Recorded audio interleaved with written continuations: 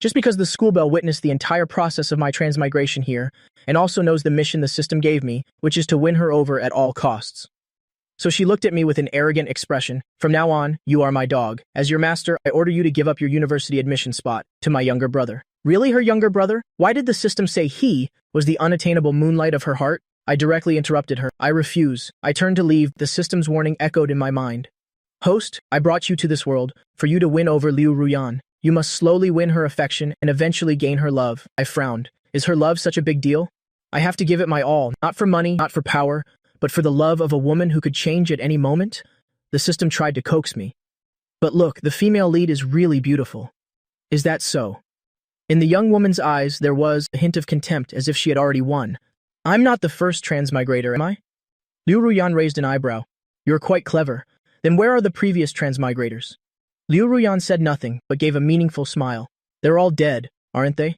After all, only by completing the mission can one return to their original world. Since no one has won Liu Ruyan's love, this mission is still incomplete, and yet the previous transmigrators no longer exist.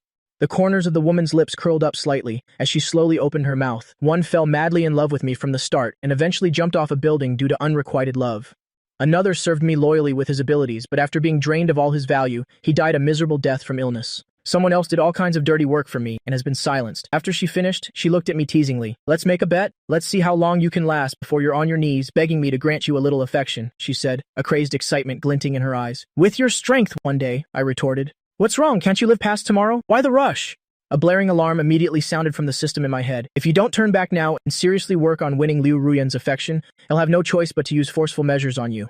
I raised my head and stared at that small point of light. Suddenly, a bone-deep pain washed over me. It was an electric shock. Host, this is only the lowest level of electric shock, if you remain stubborn and unrepentant. Before it could finish its sentence, it saw me suddenly reach out and grab Liu Ruyan by the throat. My speed was so fast she only saw an afterimage. I grabbed her by the throat and pulled her close, watching her face turn purple from lack of oxygen, and said nonchalantly, "Then let's die together." As screams erupted from around the sports field, the system in my head was also stunned. It stared dumbfounded at my actions, then let out a piercing alarm. Warning, the target is dead. The world is about to restart. In an instant, I was transported to an empty space. I wasn't afraid at all.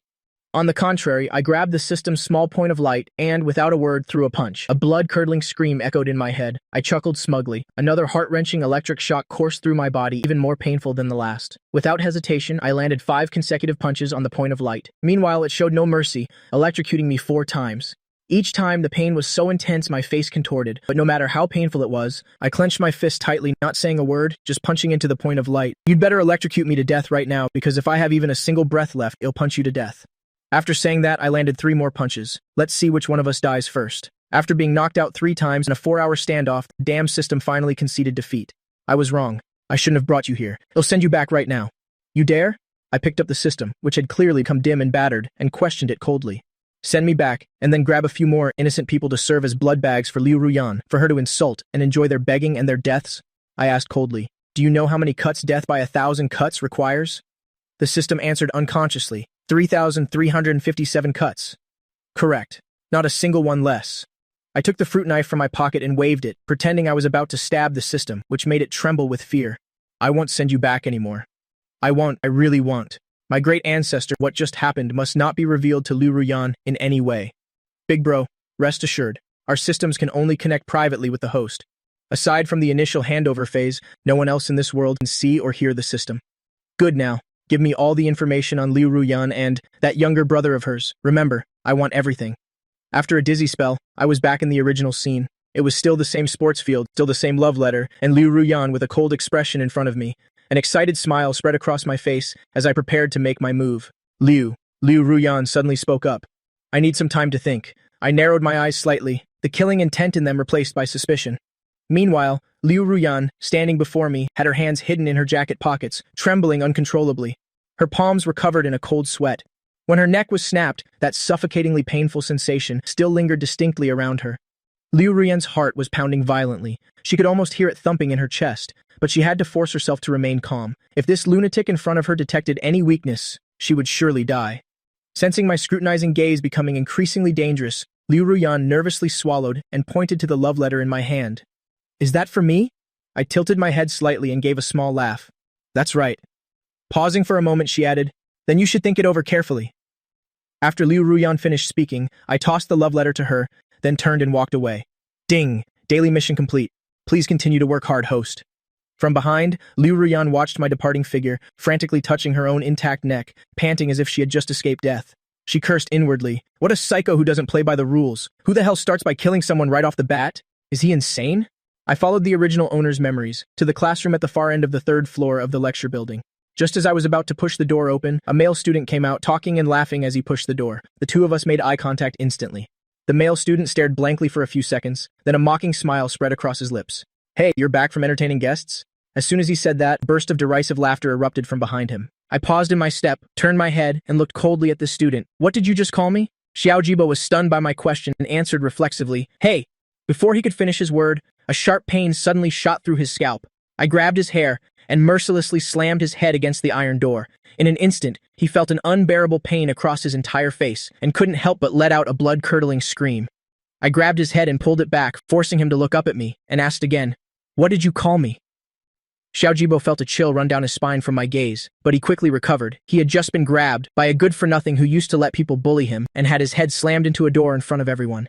This immense humiliation made him burn with rage. He gritted his teeth, ready to curse. Chen Fan, your mother. I didn't hear the answer I wanted, and my patience completely ran out. I grabbed his head and slammed it repeatedly against the door. Bang, bang, each impact produced a jarring sound. The intense pain on Xiao Jibo's face grew more severe. He struggled desperately, but my hand gripping his hair was like a vice. As the pain intensified, the anger in Xiao Jibo's heart gradually gave way to fear. He felt that I truly wanted to kill him.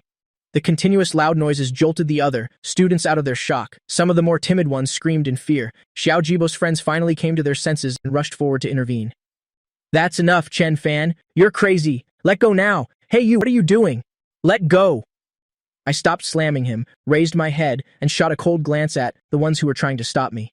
With just that one look, it was as if they were hit by a freezing spell, instantly freezing in place. That terrifying killing intent was not something a group of high school students, who had lived sheltered lives and never faced real hardship, could withstand. Their eyes widened, their faces filled with terror. The words of admonishment that were on the tips of their tongues couldn't be uttered. When Xiao Jibo saw that no one dared to step forward and stop me, he grew even more terrified and begged tearfully, Sorry, Chen Fan. It was my fault. I was just running my mouth. I'm sorry. Please let me go. I'm begging you. I looked at his trembling, pleading figure and the corners of my mouth lifted slightly. But not only did my hands not stop, they actually became more forceful. Suddenly, a hand with well-defined knuckles suddenly grabbed my wrist. I looked with some displeasure towards the owner of the hand. It was Liu Ruyan, who had composed herself and returned to the classroom. Class is about to start. The teacher is coming soon. Can you let go? Liu Ruyan deliberately ignored the male student, with a bloody face next to my hand, her voice carrying an almost imperceptible tension. I stared at Liu Ruyan for a long time, then let out a soft chuckle and tossed Xiao Jibo aside like a piece of trash. You're quite kind, aren't you? The boy's teasing voice rang in Liu Ruyan's ear. Upon hearing it, the hairs on Liu Ruyan's neck stood on end, but she could only force herself to remain calm. Seeing that I made no other moves, she quickly walked past, the boy lying on the ground to get to her seat. The surrounding students who had been watching the commotion also looked away one by one, afraid of meeting my gaze. I walked over to the original owner's seat, looked at the pile of trash on the desk, and asked my deskmate with a faint smile, Is this stuff yours? The deskmate in question was a slightly chubby boy. He had already been scared witless by my recent rampage. Hearing my voice, he flinched like a startled bird. Sorry, I didn't mean it. I'll clean it up right away. Sob. I watched him clean my seat with trembling hands and feet and scoffed. This deskmate was one of the people who frequently bullied the original owner. He treated the original owner's seat like a trash can, throwing all sorts of garbage here. He even often called the original owner trash, mocking him by saying that trash should be with trash. I watched him take the trash from the seat, throw it all into the trash can beside my feet, then casually reminded him, I think you put it in the wrong place. Shouldn't this stuff be thrown in your desk? Du Zitang's hand, which was cleaning up the trash, froze abruptly. He looked at me with an incredulous expression, but after meeting my cold gaze, he instantly understood that I wasn't joking. Hey Chen Fan, don't go too far. The boy in the back row suddenly spoke up. He was a good friend of Du Zitang. Seeing that I wasn't letting it go, and coupled with the sense of superiority from bullying the original owner before, he disregarded others' advice, and directly retorted. My gaze, which had been fixed on my deskmate, instantly shifted to this boy. I'm going too far? How so? Did I force you to throw this pile of trash on my desk? The boy in the back row was stunned, at a loss for words. They knew, of course, that what they were doing was wrong, but the old Chen Fan would just quietly clean up the trash and throw it away, never fighting back and never saying another word. The original owner's forbearance had completely fueled their arrogance, making them see turning this place into a trash can as a matter of course. The boy's face flushed red, and he stammered an explanation. Well, you didn't refuse before. If you had refused, we definitely would have stopped. It's clearly because you didn't make it clear. Who can you blame for that? It has nothing to do with us anyway. Realizing he was losing the argument, in a fit of anger, he finally said what was on his mind. He didn't feel he was at fault at all. After all, Chen Fan didn't refuse in the first place. Even if someone was at fault, it was Chen Fan's fault. The more he thought about it, the more he felt he was in the right. He was about to open his mouth to say more. Smack! A crisp slapping sound suddenly rang out in the dead silent classroom. The boy had no time to react before I slapped him to the ground. I flexed my hand, a gaze extremely cold. Everyone present was once again stunned by my sudden action. That slap was loud and clear. Just hearing it sounded painful. The boy got up from the ground in disbelief, clutching his face. The right side of his face swelling at a visible rate. The slap mark was clearly visible. The intense pain from his cheek made him unable to hold it in any longer, and tears streamed down like a broken dam. Sob, it hurt so much. The class monitor, sitting on the other side, finally couldn't stand it anymore. He couldn't help but stand up and quickly walked over to the boy who had been hit, checking the injury on his face while frowning, and scolded me with a look of dissatisfaction. Chen Fan, how could you hit someone? His desk mate also hurried over to comfort him. The two of them were about to help the injured student to the nurse's office when I suddenly spoke up again. He didn't refuse before I hit him either. If he had refused, I definitely would have stopped. How can you blame me? I took the words he had just said and threw them right back at him, my malicious tone unconcealed. Pfft. In the previously quiet classroom, a few stifled laughs suddenly broke out. Although they felt hitting someone was wrong, when they heard me use the boy's own logic to mock him back, many people felt an inexplicable sense of satisfaction. The class monitor was also left speechless by my words and could only glare at me. Guyan was in the wrong, but no matter how angry you are, you shouldn't hit people. You just wait. I'm going to tell Teacher Meng about this. The class monitor delivered his threat and then helped the beaten Guyan away. I watched their retreating backs and scoffed, completely unfazed by his threat. The farce was over.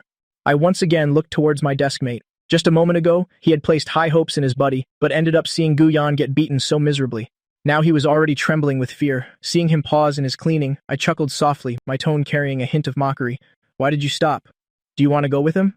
No, I don't. Don't hit me. I'll clean it right now. Sob. Instantly, my deskmate was so scared he almost dropped the pile of trash in his hands onto the floor. He shook his head like a rattle drum. At the same time, with a humiliated expression, he stuffed all the trash from the can back into his own desk. Sob, I'm done cleaning. Are you satisfied? I casually grabbed the jacket he had draped over his chair and wiped my own seat with it, then threw it back to him like trash before sitting down. Hearing his suppressed sobs, I just found it annoying. What are you so aggrieved about? When you were throwing trash before, why didn't you seem so reluctant? Why is it that when the trash can becomes you yourself, you can't stand it? My deskmate was so scared he quickly wiped his tears. After witnessing the fates of Xiao Jibo and Guyan one after another, he was completely terrified. It turned out that when Chen Fan stopped enduring and started fighting back, he was this terrifying. Now he deeply regretted casually bullying Chen Fan before. He kept replaying his past actions in his mind, afraid that I would target him as well. Just as my deskmate stopped crying, the class bell rang. The math teacher was a woman in her 40s. She entered the classroom and saw that a few people were missing, including the class monitor. She asked the academic vice monitor, where did all these people go? The academic vice monitor stammered, Xiao Jibo and Guyan were injured. A few classmates went with them to the nurse's office. The math teacher assumed they had been injured during the previous gym class, didn't think much of it. She just felt that the atmosphere in the classroom was a bit strange and frowned slightly. After the two recent upheavals, the students couldn't focus on the lecture at all. Many of them were secretly glancing at me, sitting in the back row. Some were curious, some were afraid, and a few didn't care. Everyone was mentally reviewing whether they had bullied or offended Chen Fan in the past. Just then, the class monitor suddenly returned to the classroom and knocked on the door. Teacher Meng wants Chen Fan to go to her office. The math teacher's hand, which was turning a page, paused, nodded. Okay. Chen Fan, you may go.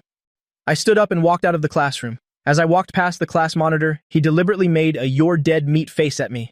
The corner of my mouth lifted slightly. I suddenly raised my right hand, my fist aimed straight for his face. Just a second before he shut his eyes in fear and screamed, my fist stopped abruptly. Then I slowly raised my middle finger. Seeing my raised middle finger, the class monitor's scream got stuck in his throat. Only then did he realize I was messing with him. His face immediately turned pale.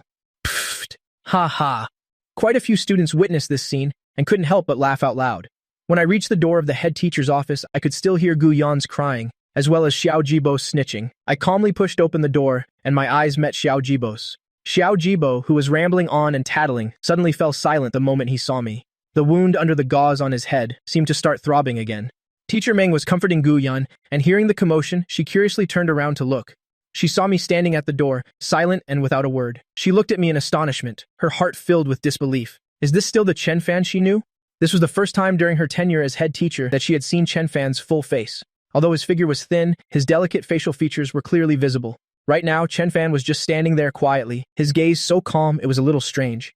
Compared to the old Chen Fan who always avoided crowds, who was always hunched over, shy and insecure, he was truly like a different person. Actually, when Teacher Meng first heard Xiao Jibo and Gu Yan, covered in injuries, come to tattle, saying Chen Fan had beaten them, she was so shocked she couldn't believe her ears. In her impression, Chen Fan was quiet and reserved, with an introverted personality. Let alone hitting someone, he would just endure it silently, even when bullied by others. She would have even rather believed that Xiao Jibo and Gu Yan had fallen and gotten hurt like that themselves, and were deliberately framing Chen Fan.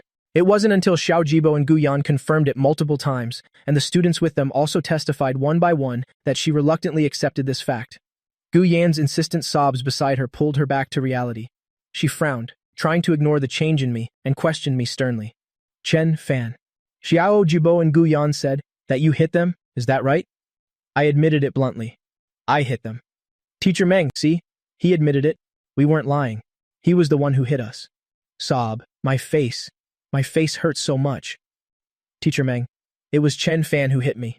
Gu Yan, who had been sobbing with his head on the desk, shot up excitedly when he heard me admit it, immediately sitting up in agitation, pointing at me and accusing me loudly.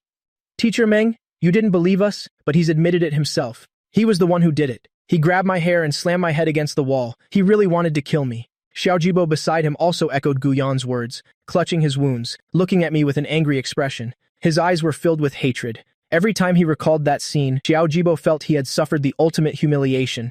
To think that he was treated like a dog by a piece of trash like me in front of the whole class, having his hair grabbed so degradingly and repeatedly slammed against the door. That excruciating pain and humiliation was something Xiao Jibo would never forget for the rest of his life. Right now, Xiao Jibo truly wished he could make me die instantly. The students around who were close to the two of them also chimed in to testify for them. As for me, facing their accusations, not only did I not feel the slightest guilt or unease, but I even pulled a chair from a nearby teacher's desk and sat down. Then I watched them as if I were watching a troop of monkeys, especially when Gu Yan, in his agitation, kept pointing his finger at me. I threatened him with a faint smile. If you point at me again, I'll hit you again. That's enough, Chen Fan, get up. Do you have any respect for me as a teacher? You think you're justified in hitting someone? I'm right here, and you dare to threaten a classmate right in front of me. What are you trying to do? Are you trying to cause a rebellion? Teacher Meng was already getting a splitting headache from the surrounding students, and now I had the audacity to say such arrogant words in front of her. Her anger flared up instantly. The students, who had been noisy and chaotic, were scared into silence by Teacher Meng's sudden outburst. However, as the one directly facing Teacher Meng's anger, I looked as if nothing had happened. As if the person Teacher Meng had just yelled at wasn't me, and it had nothing to do with me at all. Not only did I not panic like a normal person, standing up to take the blame and apologize, but the corner of my mouth even lifted slightly, revealing an almost mocking smile. This sudden expression and the tense surroundings created a stark contrast in the atmosphere. I calmly asked Teacher Meng in return, "Are you standing up for them?" "Just because I hit them? Of course I'm standing up for them. I told you to get up. Are you deaf? What kind of attitude is this?" As for the people standing behind Teacher Meng, they were all looking at me with schadenfreude, their eyes filled with ridicule. You have to know that Teacher Meng is the famous Abbess Mieju of this grade. Almost all students who defied her did not end well. If their parents weren't called in, they'd get a public criticism announced to the whole school. In more serious cases, they'd be suspended or expelled. Seeing my reckless actions, they were overjoyed, as if they had already foreseen my fate. After hearing Teacher Meng's affirmative answer, the smile on my face grew wider. I couldn't even help but laugh out loud, the provocation at its peak. Then Teacher Meng, why is it that when I was being slandered by Xiao Jibo from the beginning of 10th grade all the way to 11th grade, you didn't stand up for me? Why is it that every day when I was called a gigolo by Xiao Jibo and his gang, you didn't stand up for me? Why is it that when I was isolated by Gu Yan and Xiao Jibo and treated like a trash can every day, with all sorts of trash thrown at my desk, you didn't stand up for me? Why is it that when I was ganged up on after school and locked in the boys' bathroom for a whole night, you didn't stand up for me? Now that I've only just started to fight back, you want to stand up for the bullies. Teacher Han Meng, don't you feel you're being very hypocritical? My tone was unusually calm, like a pool of stagnant water, as if what I was saying had nothing to do with me. However, Teacher Meng could feel the deep sarcasm in this unwavering voice. The reprimands she was about to say got stuck in her throat, her overwhelming anger replaced by embarrassment. I looked at this teacher who had taught for half her life and continued to question her. Was it that Teacher Meng never noticed? Or was it because those bullies were too perfect at hiding it? Or, I never reported it to you. Facing my questioning, Teacher Meng felt a lump in her throat, unable to say a word. She wanted to explain, but didn't know where to start. Recalling the usual situation in class, how could she not have noticed anything? It's just that I was too quiet and unpopular back then. She actually knew that an existence like me would surely be bullied by other students. But she thought, as long as it wasn't too excessive, it was just minor friction between classmates. But she really didn't expect that. The targeting of me had escalated to such a serious degree. Teacher Meng turned around in disbelief to look at the students she was sheltering behind her, her eyes filled with suspicion. Hiding behind Teacher Meng to watch, the show, Xiao Jibo and Gu Yan felt something was wrong when they heard me speak so openly about being bullied. Especially when they saw Teacher Meng turn to look at them with that expression, they hurriedly explained. Teacher Meng, don't listen to his nonsense. I never spread rumors about him. He's slandering me. That's right, Teacher Meng. I've never done that. Don't listen to him. Gu Yan also anxiously added his explanation, desperately hoping Teacher Meng would believe them. But how could I let them off the hook? Is that so? Then do you dare to tell Teacher Meng the reason I hit you? Do you dare? This time, Xiao Jibo hated me to the bone, wishing he could flay me alive. The moment Teacher Meng heard my words, she knew that what Xiao Jibo had told her earlier was definitely a lie. She immediately turned to look at Xiao Jibo, her gaze as sharp as a hawk's, as if it could see through his true thoughts. Speak, what really happened? Why did Chen Fan hit you? If you dare to lie, I will immediately go ask other students to find out what happened. Teacher Meng's tone was ice cold, leaving no room for negotiation. Being stared at like that by Teacher Meng, Xiao Jibo immediately felt a shiver run through his body, and he lowered his head, mumbling and stuttering. I was just joking with him a little, really. I didn't say anything too out of line, but his voice got quieter and quieter, until it was almost inaudible. A little joke could make a normally quiet and reserved person resort to violence? Do you think I'd believe that? Fine. If you won't speak clearly, Wang Tao, you tell me. Seeing Xiao Jibo's guilty expression, Teacher Meng's face grew even darker. Wang Tao was startled when his name was suddenly called. He was on Xiao Jibo's side and was just as scared right now. But facing Teacher Meng's pressure, he couldn't take it, and answered haltingly. Xiao Jibo, when he saw Chen Fan, said he had just come back from entertaining clients. When he got to the last few words, Wang Tao almost mumbled them incoherently. Bam! Teacher Meng slammed her hand on the desk, creating a loud noise. Except for me, everyone else was so scared they didn't dare make a peep. The entire office fell dead silent. At this moment, Teacher Meng's face was pale with anger, veins popping on her forehead, showing the extreme anger and disappointment in her heart. She never would have dreamed that students of this age would say such unbearable things. Xiao Jibo, Gu Yan, call your parents to come here tomorrow. I want to talk to them about your upbringing. Teacher? No, it's not what you think. Gu Yan and Xiao Jibo tried to explain, but they were only halfway through their words when Teacher Meng's cold glare silenced them. They never would have dreamed that. They had originally intended for me to get in trouble, but in the end, they were the ones in trouble. That's enough. Was I not clear enough? All of you, get out. Chen Fan, stay. Xiao Jibo, Gu Yan, and the others could only slump their shoulders one by one and leave dejectedly. After they left, only Teacher Meng and I remained in the office. Teacher Meng sat back down in her chair, looking at me. The anger in her heart gradually subsided. A moment ago, in her anger, she didn't think much. But now that it was just her and me, Teacher Meng suddenly felt a wave of awkwardness and didn't know what to do. After a moment of silence, Teacher Meng coughed a little unnaturally, trying to break the awkward atmosphere. About you being bullied, I will investigate it thoroughly. If it's true, then I will definitely make sure the bullies receive the punishment they deserve. However, I just looked at Teacher Meng silently, my gaze seeming to pierce through her innermost thoughts. This made Teacher Meng feel a bit flustered. My silence made her feel a little uneasy, wondering if she had said something wrong. So she spoke again. Student Chen Fan, I hope you can trust me. I will properly handle the bullying behavior of Xiao Jibo and Gu Yan towards you. I will make sure they receive appropriate punishment. After saying this, Teacher Meng let out a soft sigh, her eyes filled with guilt. Of course, I was also irresponsible in this. To not have realized for so long that you were always being bullied by classmates. I am very sorry, and I hope you can forgive your teacher. However, I, who had been silent, suddenly laughed when I heard Teacher Meng's apology. My previously calm eyes were now staring intently at Teacher Meng, as if wanting to see right through her. I softly voiced my suspicion. Could it be that you really didn't notice anything at all? You really didn't know anything? Is that really the case? Under my questioning, Teacher Meng awkwardly avoided my gaze. She wasn't sure if I knew something, and her expression immediately became a little unnatural, but she still calmly stood up and retorted loudly, "What are you talking about? If I had known earlier, how could I not have intervened? Besides, what's with your attitude? You were the one being bullied. Why didn't you come and tell me sooner? Did you have to wait until now?" Teacher Meng had intended to say something more forceful to prove her innocence, but the words felt a bit powerless as they came to her lips. After all, deep down inside her, there was indeed a bit of guilt. I looked at Teacher Meng, who was angry out of embarrassment and felt bored, so I stood up, ready to go back. "Then I'll have to trouble you, Teacher Meng." The math teacher saw me come back, didn't say anything, just told me to go back to my seat and continue listening to the lecture. I obediently returned to my seat, snatched my deskmate's book to read, paying no mind to the scrutinizing gazes from the surrounding students. As for the deskmate whose book I snatched, he didn't dare show any dissatisfaction. He had hoped that I would be punished by Abbess Miajue, or at least that she would let him change seats. But what he got instead was Gu Yan and a dejected Xiao Jibo returning to say that their parents were being called in for bullying a classmate, and I got off scot-free. Not only that, it's said that Abbess Miajue also wants to strictly investigate the matter of my bullying. They would probably all be in trouble. When the other students heard that the head teacher wanted to investigate my bullying, they all trembled in fear. They were all trying to remember if they had ever bullied me before. The last class ended quickly. I picked up the tattered school bag, frowned, and with a look of utter disgust, threw it into the trash can behind me. The school bag that had been with the original owner for 7 years was retired just like that. After throwing the bag away, I left the classroom to go home. The other students went to get dinner since they had evening classes later. I was supposed to have evening classes too, but my mother, Yang Mei, thought that I used evening classes as an excuse to be lazy. Besides, if I went to evening classes, then there would be no one to take care of her son. So after finishing my afternoon classes, I had to rush to the middle school to pick up her son. Then I had to cook dinner and do the laundry. In the eyes of the students who didn't know the situation, me being able to go home after school without needing to attend evening classes was truly enviable. But only I knew that for the other students, that dry and boring study time was one of the few times I could get a little rest.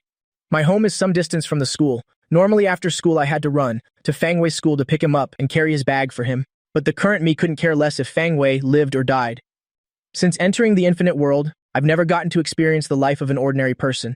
So after leaving school, I was in a rare good mood and went for a stroll around the nearby snack street, feeling the worldly atmosphere amidst the bustling crowd. For a moment, it felt as if I were just an ordinary person. The noise and impatience in my head found a moment of peace. By the time I had strolled to my heart's content, the sun was already setting in the west. If it were the old me, I would have finished cooking dinner by now and started doing laundry for the whole family. I leisurely walked back home and took a new pair of slippers from the shoe cabinet. Suddenly, a black shadow from the right, along with a piercing whistling sound, came at me. I didn't even stop the motion of changing my shoes, just tilted my head slightly and easily dodged it.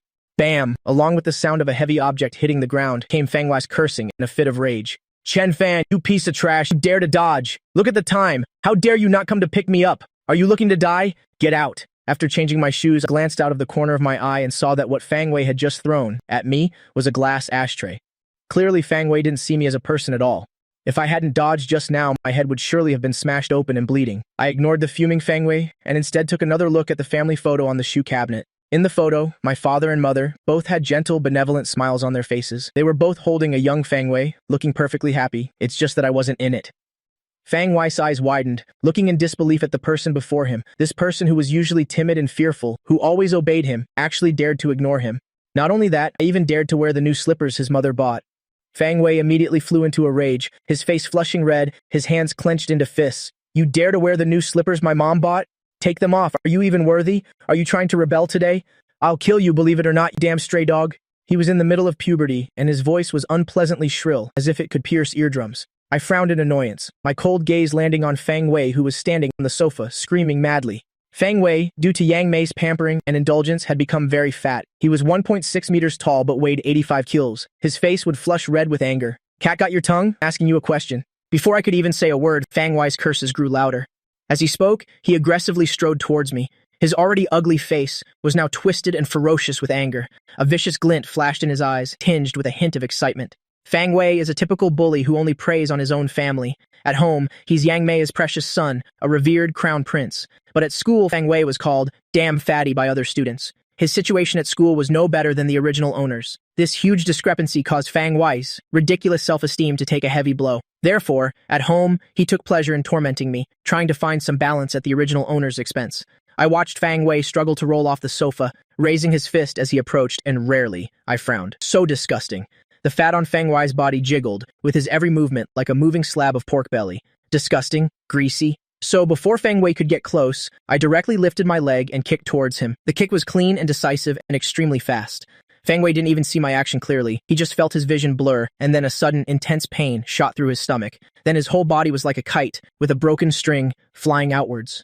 A loud bang rang out. Both the sofa and the coffee table behind were sent flying by Fang Wei's body. Fang Wei only stopped when he slammed into the floor-to-ceiling window, passing out. Seeing the house was finally quiet, I was in the mood to observe the house. The house was over 100 square meters. Besides the living room, there were only 2 bedrooms, 1 kitchen, and 1 bathroom. 2 bedrooms, one was Yang Mei's, the other was Fang Wei's. As for the original owner who had lived in this house for over 10 years, he never had a room of his own. Not only that, he didn't even have a decent bed. I searched everywhere, and finally, in the innermost part of the bathroom, I found where the original owner slept. I stood at the door, frowning in disgust, and kicked the so-called bed in front of me. A dilapidated old bed, looked rickety. The iron bed frame looked like it could collapse at any moment. This very thing, discarded from a second-hand market, a piece of trash that even a scrapyard wouldn't take, had accompanied the original owner for 10 years. On the bed were a few school uniforms washed until they were faded. Some parts were even worn and torn, along with a grimy gray blanket, whose original color was almost unrecognizable. Not far from the head of the bed was an air conditioner's outdoor unit, the top surface of which the original owner used as a desk. A few crumpled textbooks were piled on it, and around it, a lot of miscellaneous items were also carelessly tossed here, making the already cramped space even more crowded and chaotic. The air was filled with a suffocating smell. The entire room was enveloped in this unpleasant odor. The system in your head suddenly sobbed. Boo-hoo. So tragic. The host of this world is truly too pitiful. I don't know when it took out an electronic handkerchief to wipe its tears. I had no interest in the original owner's tragic life. Leaving the bathroom, I went straight to Yang Mei's room. I expertly took all of Yang Mei's cash and bank cards. The original owner's years as a free servant in this house for over a decade weren't for nothing. After I took the money, I conveniently smashed all the furniture in Yang Mei's and Fang Wei's rooms. Just as I was about to leave the room, I heard a shrill female voice from the living room. Ah, Xiaobao, my Xiaobao, what's wrong with you? Don't scare mommy. Help, someone. Quick, boo-hoo. My Xiaobao. Wake up. Yang Mei came home from work, and just as she opened the door, she was stunned by the scene before her. The house looked like it had been burglarized, with things strewn everywhere. The coffee table and sofa were also overturned. The entire scene was utter chaos. Yang Mei's heart tightened, and she gripped her phone, preparing to call the police. However, when her gaze shifted, she saw a sight that made her eyes burn with rage. Fang Wei was vomiting blood, lying there like a dead dog, completely lifeless. Yang Mei's eyes widened. She let out a scream, hastily dropping the things in her hands, and rushed over to hug Fang Wei, sobbing uncontrollably. As if remembering something, Yang Mei turned her head with a ferocious expression and roared, Chen Fan, where did you run off to, you damn stray dog? What on earth did you do to my son? I leisurely walked into the living room with a calm and composed expression, leaning against the wall. Yang Mei glared angrily. Her ferocious gaze looked like it wanted to eat me alive. But I paid her no mind at all, raising a hand to rub my ears, which were ringing slightly from her screams. In less than a day, 3 or 4 people have screamed in my face. I'm worried my hearing will be affected. Chen Fan, you damn stray dog, are you deaf? I'm talking to you? Was it you? You dare to hit my son? At this moment, Yang Mei's mind was clouded by anger. She had completely lost her reason. She didn't notice anything unusual about me at all. In her eyes, there was only her son lying on the ground, his condition unknown. However, I paid no heed to Yang Mei's insults, not even bothering to glance at her. I carried the things I had rummaged from Yang Mei's and Fang Wei's rooms, preparing to leave. Yang Mei screamed for a long time, and seeing I remained indifferent, she finally realized that today's me was different, and a me like this made Yang Mei even more furious. She carefully put Fang Wei down, stood up angrily, preparing to come and teach me a lesson. You damn stray dog, I've been too easy on you. You dare to ignore me? I'll beat you to death. Yang Mei's face was ferocious, her eyes filled with rage. As she spoke, she raised her hand to slap my face. I showed a look of impatience. Since stepping into this house, my ears haven't had a moment of peace. Without looking at the hand about to slap my face, I acted directly, simply, and brutally, kicking Yang Mei into the nearby wall, shattering the television on it. Yang Mei let out a wretched scream, clutching her stomach and groaning. Her face was as pale as paper. Her eyes held a flash of terror. I looked down from above at Yang Mei, collapsed on the ground, my eyes without a single ripple of emotion, as if looking at a corpse. That gaze was as cold as winter snow, sending shivers down one's spine. Yang Mei felt my cold gaze and couldn't help but feel a chill rise in her heart. She had intended to curse loudly, but after seeing my frighteningly calm expression, those curses got stuck in her throat, not daring to utter them easily anymore. I slowly walked towards Yang Mei, each step carrying a sense of oppression. Yang Mei watched me approach step by step, the fear in her heart intensifying. She subconsciously wanted to retreat, but behind her was only a hard wall. She awkwardly turned her head away, trying to avoid my suffocating gaze. I walked in front of Yang Mei and slowly squatted down, my expression unreadable, strangely calm. Yang Mei nervously swallowed, the intense pain from her stomach constantly always reminding her that I was different now. Her eyes darted away, not daring to look directly at me. Her voice trembled. Chen Fan, you can't treat me like this. I'm your mother. It was me who raised you to be this big. Now you dare to hit me and even hit your younger brother. Think about how your father Chen died. If it weren't for you, and now you treat me like this. Are you worthy of your deceased father Chen? Yang Mei had intended to use emotions to sway me. Every time she mentioned Father Chen, I would become easier to control. Because she often hurt me this way, Yang Mei's originally weak tone grew increasingly firm when she mentioned my father Chen, becoming more and more righteous. That's right. If it weren't for you that year, how could her husband have died? It's all because of you, you jinx. It's all your fault. Everything is your fault. You should have died. If it weren't for you, how would my husband have died? Your bad luck. The more Yang Mei spoke, the more she felt I deserved to die, her anger once again overpowering her fear. She cursed at me with a ferocious expression, as if I were her greatest enemy in life. Yang Mei's anger made her ignore my increasingly cold gaze. When she became agitated, Yang Mei even subconsciously raised her hand to slap me. I emotionlessly grabbed Yang Mei's hand, and only a crack was heard. The intense pain from her wrist and my ice-cold gaze made both her scream and curses die on her lips. Her face grew even paler, and cold sweat dripped down incessantly. Only now did she soberly realize that my earlier gaze, like looking at a dead person, was real. I really wanted to kill her. Yang Mei began to feel fear. She didn't want to die.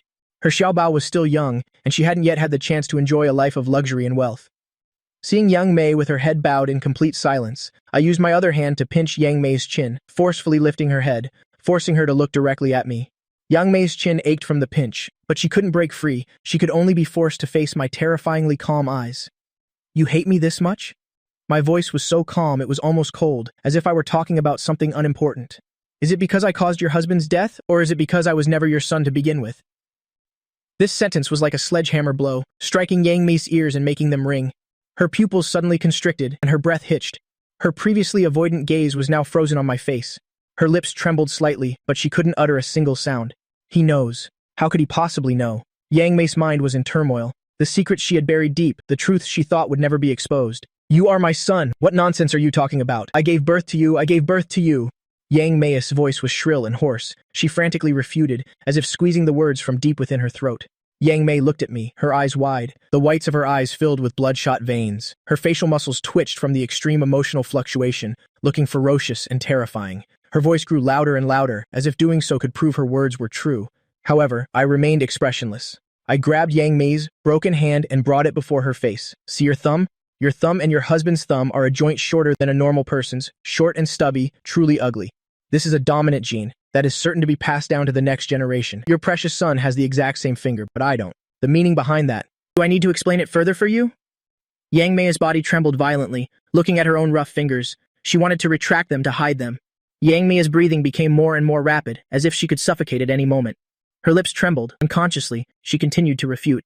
You're talking nonsense. I gave birth to you. You are. I am your mother. Don't you dare abandon me. Don't even dream of it. I just silently watched the frantic Yang Mei, my gaze without a ripple of emotion. You always knew I wasn't your biological son. That's why you treated me like an enemy, because your son is using my identity to enjoy a life you could never give him, even if you worked your whole life. To ensure your son will support you in the future, you must have already acknowledged him. And to control me, the two of you must still be in contact. So that would be the son of your employer's family, young Master Jiang Yu of the Jiang Corporation, right? I stared at Yang Mei's paper-white face, watching the almost tangible fear in her eyes. It seems I wasn't wrong. I disgustedly threw away the clammy hand, wet with Yang Mei's cold sweat, and stood up. At this moment, Yang Mei seemed to have all her strength drained, staggering as if about to fall. How on earth did you find out? She thought she had hidden it very well. She thought I would never find out about this in my entire life. The moment she thought of me being acknowledged, a wave of uncontrollable panic and anger immediately rose in Yang Mei's heart. No, she wouldn't allow it. She had spent so much effort that year to swap me and her son, to win for her son, the status, wealth, and everything he currently has. She would absolutely not allow me to destroy all of this. Her son is the second young master of the Jiang family. How is a bastard like you worthy? At this moment, Yang Mei's hatred for me reached its peak. She wished I would die right now. Only then could she ensure her son's future would not be affected. I looked down from above at Yang Mei's increasingly intense killing intent, and the corner of my mouth curled into a mocking smile. A light flashed in my eyes and then disappeared. What's wrong? Want to kill me? No, I don't. I was wrong. I was wrong. The newly born killing intent vanished instantly. Only now did Yang Mei come to her senses and see her situation clearly. She hastily begged for forgiveness. In the current situation, she should be thinking about how she and her son are going to survive. Seeing that Yang Mei was now obedient, I warned her. I'm not interested in this game of real and fake young masters. But if you dare to pull any tricks behind my back, my long, slender fingers gently lifted Yang Mei's chin. The gesture seemed gentle, but it carried an irresistible force. At this moment, my eyes were surging with a dangerous light that made one's heart pound. I narrowed my eyes slightly. The corners of my lips curved into a half smile. My voice was gentle, but it sent shivers down one's spine. I will make you and your son lose everything instantly. Oh, not just that. I will also make you regret ever coming into this world. The air in the room seemed to freeze. Time in this moment became incredibly long. My words echoed endlessly in Yang Mei's mind. She knew I wasn't joking with her. After warning Yang Mei, I stood up, not sparing her another glance, and walked out with my things, leaving only Yang Mei sitting limply on the floor, unable to recover for a long time, and the unconscious Feng Wei.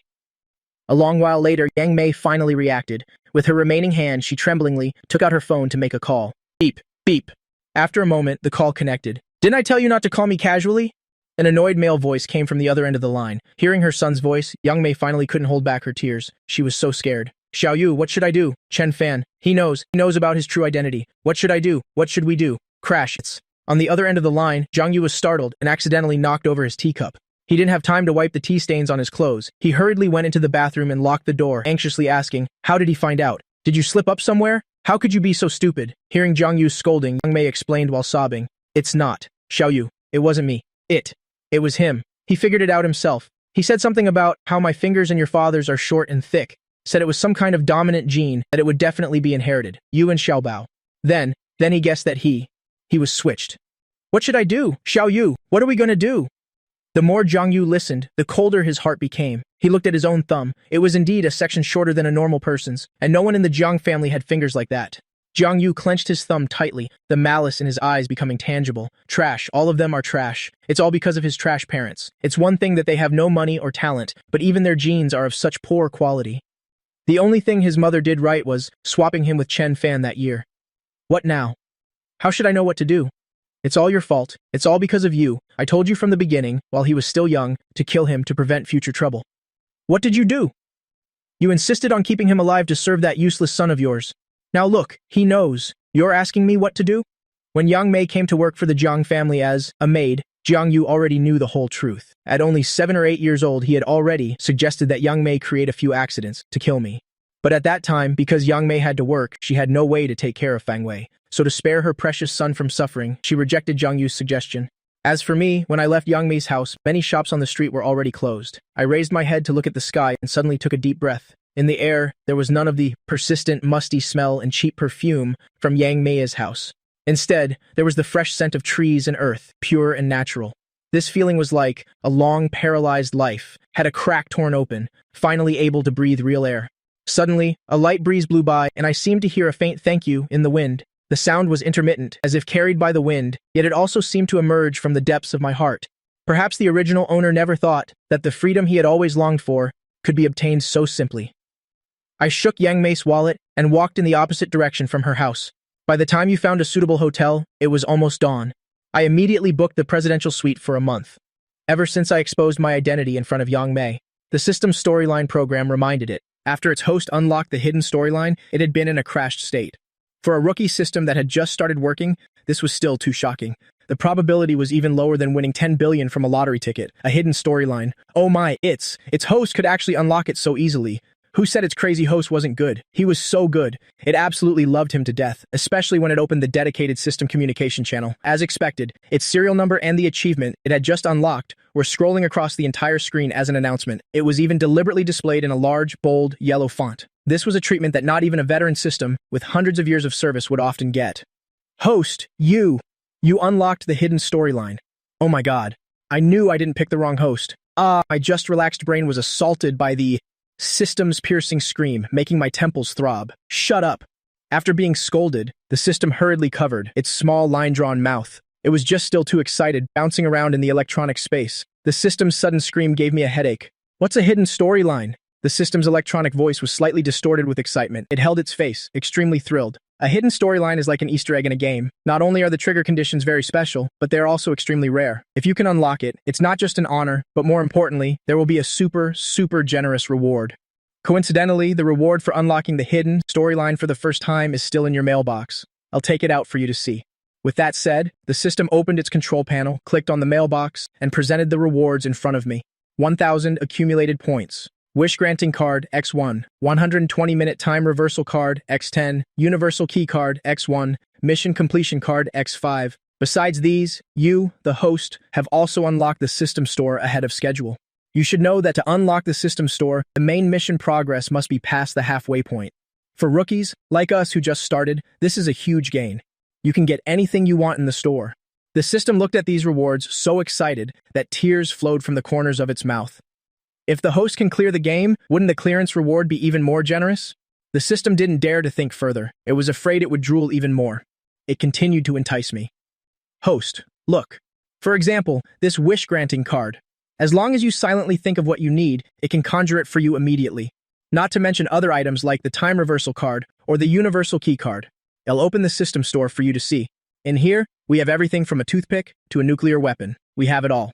You want me to follow the hidden storyline this badly? I guess if I really clear the game, the reward you get will surely be much more than mine, right? The system's secret thoughts were guessed correctly by me, and it didn't want to talk anymore. It didn't expect that I could figure this out. Indeed, if I successfully cleared the hidden storyline, it wouldn't just be able to upgrade and gain more functions, but it could also level up to become a high-level system. If I failed, the one who would die would be the host, me. At most, it would be ridiculed by other systems. In short, for it, there were all benefits and no drawbacks. After a while, the system still didn't answer. I sneered and said sarcastically, "Next time before you scheme against someone, don't be so obviously stupid. Don't play dead. Show me the hidden storyline." The system said nothing. It just silently presented the hidden storyline to me. Then it shrank back, hiding in a corner to secretly observe me. It still hadn't given up. I couldn't be bothered with the system and skimmed through the storyline myself. Since I hadn't decided whether to start the hidden storyline or not, I could only see the beginning of the unlocked plot. Basically, that year, Mrs. Jiang was pregnant. Her due date was approaching when she suddenly received news of her grandmother's death, so she rushed back to her maternal home that very night. As a result, she was kidnapped on the way. At that time, to escape the police pursuit, the kidnappers took only remote country roads. Although Mrs. Jiang was fortunately rescued, due to the shock, Mrs. Jiang's water broke.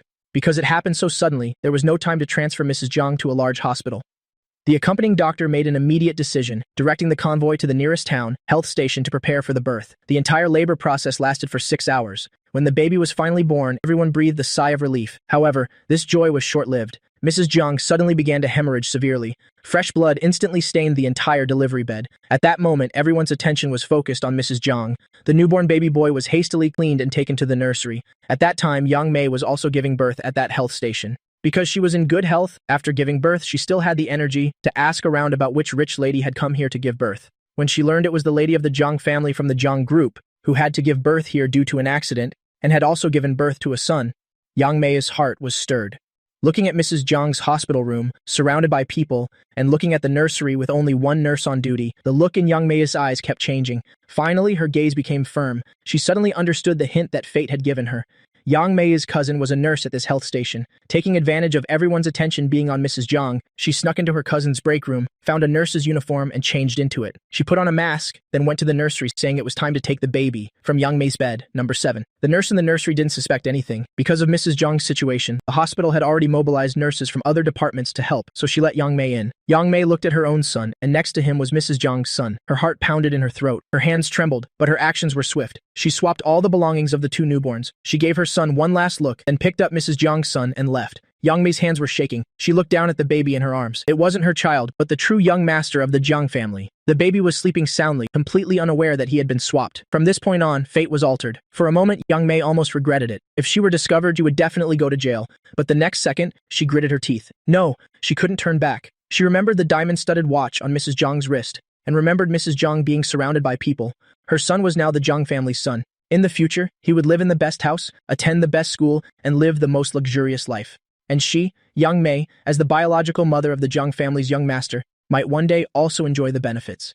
Thinking of this, her heart turned to stone again. She tightened her grip on the baby in her arms, as if afraid someone would snatch him away. If you must blame someone, blame yourself for being born into wealth. She changed back into her own clothes, hid in a corner of the hospital corridor, listening to the distant footsteps, the sound of carts, and the doctor's calls. Finally, the ambulance from the large hospital arrived. Medical staff hurriedly wheeled Mrs. Jiang away, along with the son in her arms. Both were taken to a better hospital. No one discovered it. What a mediocre cliché plot, I remarked. To me, this is a plot. But to Chen Fan, this was his short, painful life. Originally, he was the one who should have been, showered with endless love and affection. But because of Yang Mei, everything was ruined. Don't you feel it's tragic for him? The system was now full of indignation, feeling unjust for Chen Fan. It had just watched the first half of the storyline with me, and the more it watched, the more it couldn't suppress the flame of anger in its heart. This is really too much. I don't understand why a system would have such strong feelings of empathy. He stated his opinion. If it were me, when I realized Yang Mei didn't love me, I would suspect I wasn't her child. I'd start investigating. Besides, Yang Mei never even hid it. Every time she came back from the Zhang family's house, she would compare Chen Fan with Zhang Yu. Such an obvious loophole, yet he didn't suspect a thing. A person who has given up on himself, why sympathize with him? Sympathize because he suffered, or sympathize because he was good at enduring? The system, which was silently condemning Chen Fan, was stunned. That's right. Why did Yang Mei treat Chen Fan like that, yet Chen Fan never once suspected anything? I looked at the main mission of the hidden storyline, return to the Zhang family and make Yang Mei's family and Zhang Yu receive their due punishment. I couldn't help but laugh. Only in trashy novels like yours would there be a plot like this. In real life, if such a person really existed, even if he wasn't swapped, and truly grew up in a wealthy family, he would only end up being abandoned by his parents and bullied by his peers. Extremely boring. I turned over and closed my eyes to sleep. I had even less interest in the hidden storyline. I slept straight until noon. After a hearty meal at the hotel, I went to the mall for a shopping spree. I bought everything I liked without looking at the prices. It wasn't my money anyway. I even hired a delivery person to deliver everything I bought back to the hotel. I shopped for a whole day, and by the time I returned to the hotel, I had maxed out one of Yang Mei's cards. Ever since Yang Mei reconnected with Zhang Yu to keep Yang Mei quiet, Zhang Yu had transferred money to Yang Mei many times. Adding it all up, Yang Mei's savings were close to 1 million, but none of this had anything to do with me. Over the years, Yang Mei always told the original owner that she had no money, that the family was so poor they had nothing to eat. So, from childhood to adulthood, the original owner had never received more than 50 yuan at a time. He even wore Fangwai's hand-me-downs. Meanwhile, Yang Mei and her son wore designer clothes, especially since Yang Mei also had a habit of stealing clothes and jewelry from Mrs. Zhang. Because of Zhang Yu's cover-ups, she had never been caught. I transferred all the money from Yang Mei's other credit cards to my newly made card. Then I threw all the empty credit cards into the trash. Consider it compensation for the original owner. They'll spend all this money on the original owner's body. The hospital's pale white lights were dazzling. Yang Mei sat by the hospital bed, her phone screen constantly flashing. One after another, bank deduction notifications popped up. Every notification sound was like a knife stabbing her eardrums, until the last message appeared, account balance, 0. Yang Mei's pupils suddenly contracted, her lips trembled. Chen Fan, you damn piece of trash, how dare you? Her voice hissed through gritted teeth. Her entire face was distorted with extreme anger. That was the money she had saved, scrimping and saving for so long. It was the money she prepared for Fangwai's down payment on a house. Now it was all gone. She ground her teeth, thinking she could rush in front of me immediately. But Zhang Yu's cold warning and my final threat were like a poisonous snake coiled around her heart. A bucket of cold water was instantly thrown over her anger. Only a suffocating sense of helplessness remained. She couldn't do anything. She couldn't do anything at all. She stared at her phone screen, her voice filled with extreme hatred. You just wait. I will definitely not let you go. 6 days later, system space. The system heaved a weary sigh. This was its 108th sigh of the day. Since that day out, I had been cooped up in the hotel for 5 days straight. For the first 2 days, aside from eating and sleeping, I just sat in front of my laptop, frantically learning and researching this world. Then for the next 3 days, I became obsessed with playing the stock market. The system watched me operate 5 screens simultaneously. On the left screen was a real-time K-line chart. The middle screen had 5 trading interfaces open. The cash flow statements of different accounts were being switched back and forth. On the right was a dense collection of financial news and analysis reports. The system went from initial shock to being used to it now. Watching me skillfully use an anonymous account to short a new energy stock while simultaneously spreading rumors, detrimental to that company on social media. Then, using another account, I bought shares of its competitor at a low price. Host, you're manipulating the market. This has nothing to do with our mission. The system couldn't help but speak up and remind me. The key point was in the latter half. I let out a cold laugh. What the hell does that have to do with me? As the stock price began to move along my predicted trajectory, I lazily leaned back in the leather chair and took a sip from a cold can of Coke. The room's doorbell rang. I got up to open the door, completely uninterested in the final profit figures. After satisfying my itch, I was no longer interested in these things. The system looked at the screen displaying a total profit margin of 427%, and suddenly felt that whether I went out or not, I seemed to be very good at causing trouble. While eating, I looked at the clock on the wall and began to self-reflect.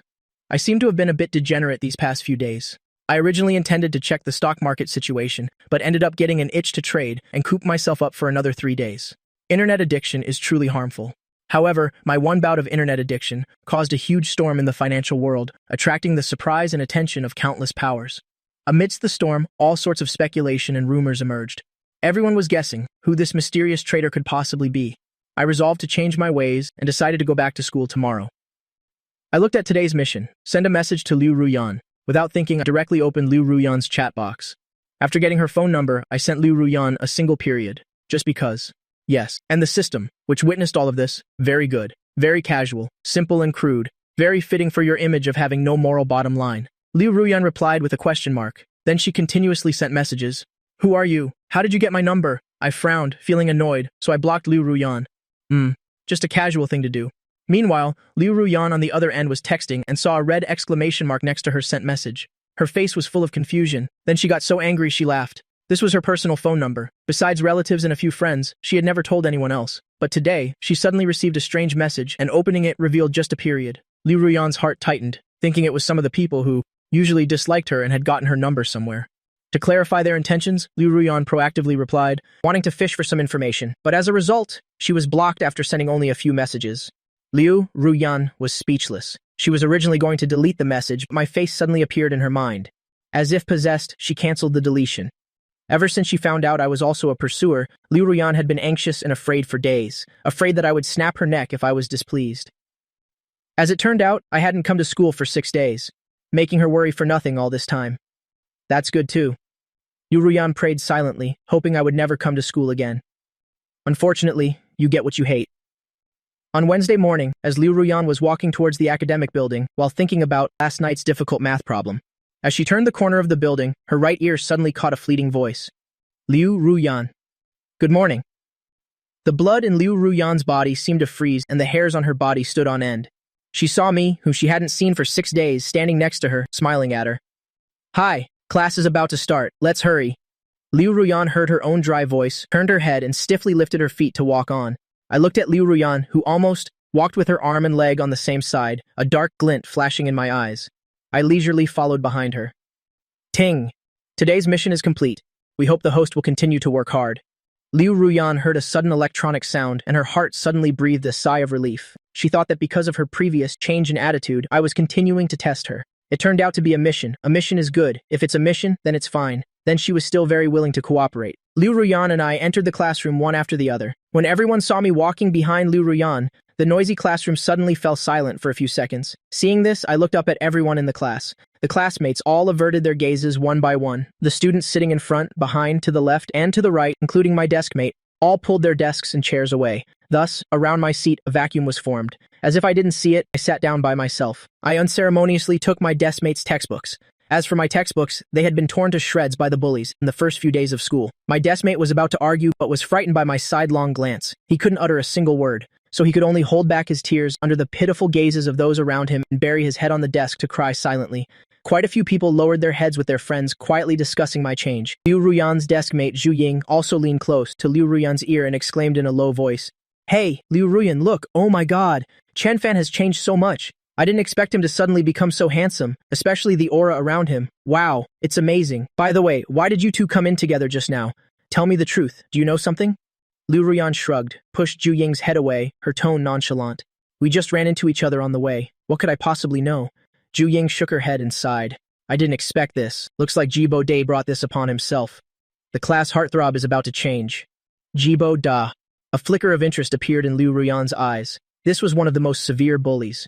It was just a pity that Jibo Da had taken a half-month leave of absence. Otherwise, he would have definitely been among those dealt with last time. Next Thursday, Jibo Da will be back. There will be a good show to watch then. How can my own misfortune be as satisfying as watching someone else's? She started to look forward to next week a little. This feeling of schadenfreude made Liu Ruyan feel an indescribable pleasure. Being scared by me just now, the psychological trauma also became insignificant. Indeed, suffering and smiles don't disappear, they just transfer from one person to another. What time is it? Why are you still so noisy? Did you hear the bell? The first period will be a spelling test. For every word you can't write, you'll copy it 50 times as punishment. The homeroom teacher had just entered the room and saw the class was still noisy. She frowned and scolded them. Immediately, wails and groans echoed throughout the classroom. The students, accepting their fate, took out their English books and started their morning reading. Teacher Meng happened to see me, who hadn't shown up for 6 days, slumped over the desk, sleeping. Anger immediately flared up inside her. She slammed the desk and told me to get up. "Chen Fan, you still know the way to school, huh? Didn't you hear the bell? Get out here for me." Teacher Meng originally felt a bit guilty and uneasy towards me, but then I didn't even greet her and directly skipped school without showing up. Teacher Meng felt that her authority as the homeroom teacher had been challenged. So, Teacher Meng called my mother, Yang Mei, to ask about the situation. As a result, she heard Yang Mei stammering that she couldn't control me anymore and didn't know where I had gone. Before Teacher Meng could ask further, Yang Mei had already hung up. She was so angry she almost smashed her phone. As expected, like mother, like son. Teacher Meng had been suppressing her anger, waiting for me to return to school. In the end, she waited for 6 days. I casually stretched, ignoring the gloating gazes of those around me, and slowly stood up to go outside. As soon as I stepped outside, I was fiercely scolded by Teacher Meng. "Chen Fan, had enough fun outside. Have you finally decided to come back to school? Do you know who you are right now? You are still a student, yet you skipped school for 6 days without reason. Do you even have any respect for the school? Or for me, your homeroom teacher? I called your home and your mother said she didn't know where you went. What's wrong with you, playing this game of running away from home? How old are you? To be acting so recklessly. Abbess Miejue." Teacher Meng pointed at me, scolding enthusiastically, her spit flying everywhere. Teacher Meng's shrill voice echoed throughout the floor. Quite a few students from the neighboring classes peeked their heads out to see what was happening. I faced her angry criticism without a care, and even kindly comforted her. "Teacher Meng, calm down. Not coming to school these past few days, I had my own difficulties." She let out a cold laugh and said sarcastically, "Difficulties? All right, then tell me, what kind of difficulties did you have that made you skip school for 6 days without reason?" She wanted to see what kind of reason I could make up to deceive her. I lowered my head slightly. After going home that day, I went to the hospital for a checkup. The doctor said I have moderate depression and bipolar disorder, because after what happened last time, it was trending towards bipolar disorder, so the doctor had me hospitalized. I've only been able to come to school recently after getting a little better. After school this afternoon, the doctor told me I have to go back to the hospital. Teacher Meng, who was originally angry, after hearing me say I had mental health issues, her first reaction was disbelief. "So if you were hospitalized, why didn't you call me to ask for leave? Besides, your mother said she didn't know where you went. Don't use depression to try and fool me." Leaning against the wall, my voice deepened. My mother has never cared about me since I was young, so whether I'm sick or not, she naturally wouldn't know. Moreover, the money for the hospital was all from my own savings that took a long time to save. As for why I didn't contact you, I've never had a phone since I was young. I also don't know your phone number. Naturally, there was no way for me to ask you for leave. Besides, I've been bullied for so long, it would be strange if I didn't have mental health issues.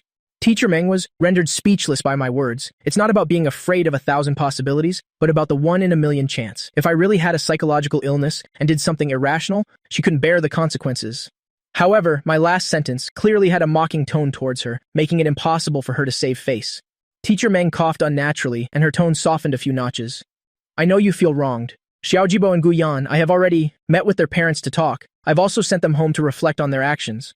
But this time, you were really at fault too. I was also worried about your safety, afraid you might run into some danger outside, so it was inevitable that my tone was a bit heated. All right, this time it was my misunderstanding. Later, bring your medical records and the diagnostic certificate for me to see. I at least need to know that you were really hospitalized and not just fooling me." I nodded. "I know Teacher Meng cares about me, but I didn't bring anything today. Can I bring it to you tomorrow?" Teacher Meng also didn't believe I could fake an entire medical record. "Mum, I won't pursue the matter of you skipping school this time, but don't let there be a next time." I smiled, nodded, and replied, "Yes, Mom." Teacher Meng. She waved her hand, dismissing me back to class. And everyone who had witnessed the entire process nearly worshipped me as a god. Who was Teacher Meng? She was someone who could scold a well-behaved student to tears on the spot, the Abbess Miejue whose name alone made truants tremble in fear. Yet he could make Teacher Meng let him off lightly. Did this even make sense? The crowd of onlookers immediately erupted. As for the students of Class 5, they looked at each other, their eyes filled with shock and suspicion. Is this really Chen Fan? From last time until now, it was as if I had become a different person. The person who was usually silent and quiet in their memory, who silently endured being bullied and never fought back, seemed to be a figment of their imagination. Someone whispered, could he have been possessed? Or maybe he was reborn. Another student lowered their voice and continued, maybe he suddenly awakened some hidden personality. The more everyone guessed, the more absurd it became. But one thing was certain, I had really changed. Seeing me return to my seat safe and sound, my deskmate wanted to cry but had no tears. It's over. His good days were truly over. It wasn't like he hadn't gone to Teacher Meng to ask to change seats, but he was criticized and lectured by Teacher Meng, who said he was discriminating against a classmate and had no sense of friendship, wanting to change seats over such a small matter. In the end, he couldn't change seats and even got scolded unfairly. I paid no mind to the overt or covert gazes sizing me up. In contrast, the system, which had witnessed the entire process, spoke up a bit embarrassedly. Host, could it be that you have some dirt on the homeroom teacher? Your performance just now wasn't like you at all. You actually didn't choose a direct confrontation, but instead took the initiative to be lenient with the homeroom teacher. This contrast made it hard for it not to suspect that the homeroom teacher had some dirt on me. I sneered internally. Confronting the homeroom teacher now? What's in it for me?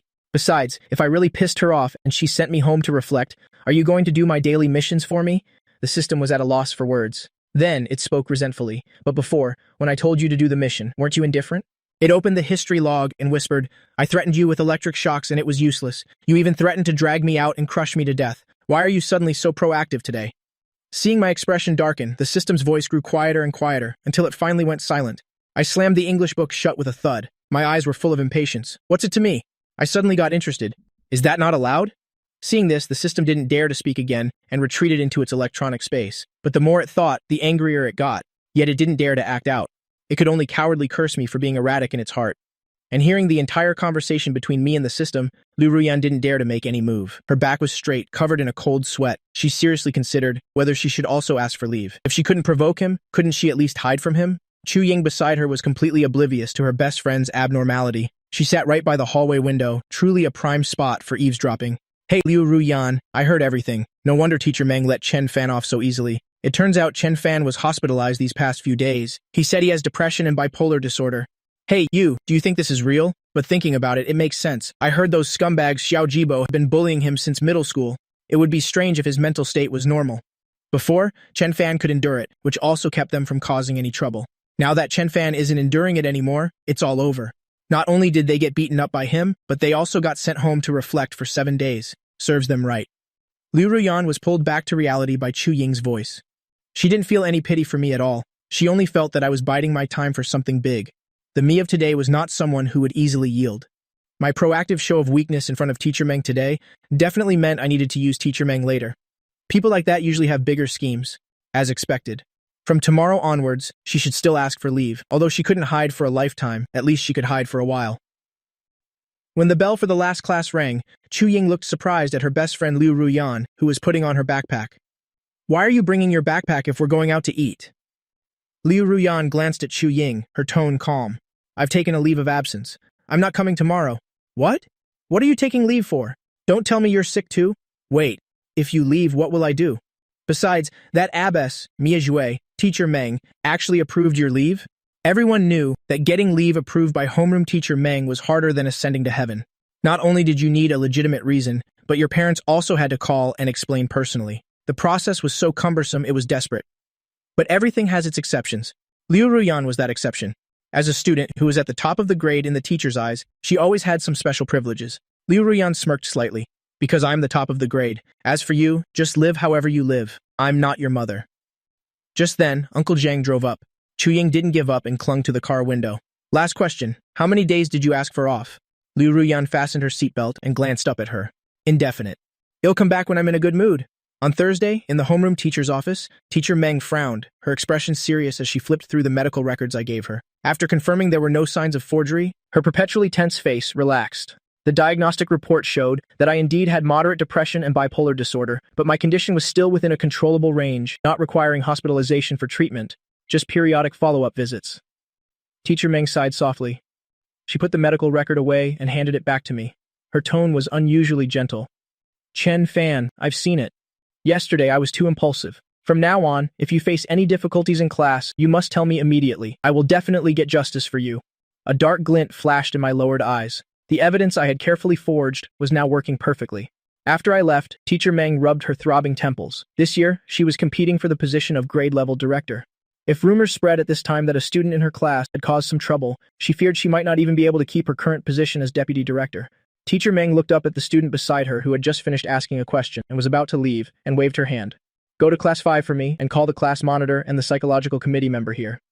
The system, which had been silent all day, suddenly spoke up. Host.